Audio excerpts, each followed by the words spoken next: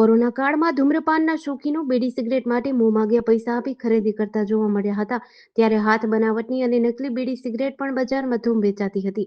વધુ નફો રળવાની લાલચમાં નકલી વસ્તુઓ વેચી લોકોના આરોગ્ય સ્વાસ્થ્ય સાથે ચેડા કરતા ભેળસેળિયા ઇસમો પોલીસની ઝપટમાં આવતા હોય છે.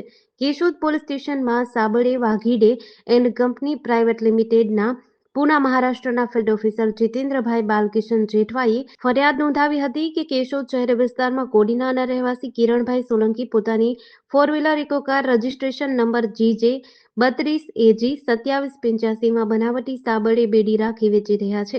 પોલીસ દ્વારા પંચો બોલાવી સમજ આપી સાથે રાખીને વેરાવળ રોડ પર હોટેલ પાસે પહોંચતા સામેથી આવતી four wheeler Eeco car number registration number GJ 32 AG 2785 ને રોકાવી ડ્રાઈવર સીટ પર બેસેલા શખ્સની પૂછપરછ કરતા તેનું નામ કિરણભાઈ લક્ષ્મણભાઈ સોલંકી, ઉંમર વર્ષ 51, રહેવાસી એકતા ચોક કોડીનાર જણાવ્યું હતું.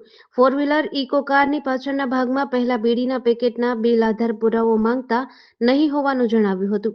કેશોદ પોલીસ દ્વારા ઓરિજિનલ બીડી સાથે સરખામણી કરતા પેકિંગ કલર અને અક્ષરોમાં થોડો ઘણો તફાવત સીધી નજરે જણાઈ આવતા બનાવટી બીડીનો જથ્થો હોવાનું જણાતા રાજકમલ બીડી પેકેટ નંગ 107, જોડી નંગ 2140, કિંમત ₹48,150, સાબળે બીડી પેકેટ નંગ 136, જોડી નંગ 2720, કિંમત ₹63,648, સાદો મોબાઈલ ફોન કિંમત ₹500, ફોર વ્હીલર ઇકો કાર કિંમત ₹2 લાખ મળીને કુલ ₹3,12,298ના મુદ્દામાલ સાથે બનાવટી બેડીના પેકેટ કોની પાસેથી મેળવ્યા હોવાનું પૂછતા ઇરફાનભાઈ ઇસ્માઇલભાઈ પઠાણ, રહેવાસી અમરેલી પાસેથી મેળવ્યા હોવાનું જણાવ્યું હતું.